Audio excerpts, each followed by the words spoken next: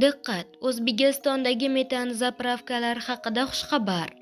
O'zbekistonda bugun 16 martdan rasman boshlandi.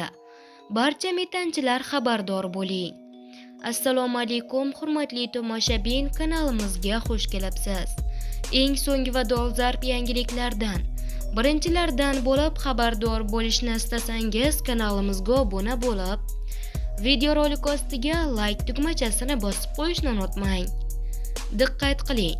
O'zbekistonda 16 mart dushanba kunidan metan zapravkalar soat 10:00 dan 16:00 gacha ishlaydi. Bu haqda Energetika vazirligi xabar qildi.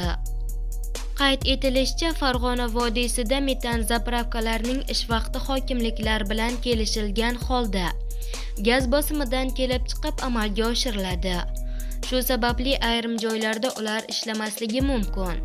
O'zbekistonda havo harorati pasaygani sababli 10 mart kuni soat 16:00 dan boshlab metan zapravkalar faoliyatiga vaqtincha cheklov joriy etilgan edi.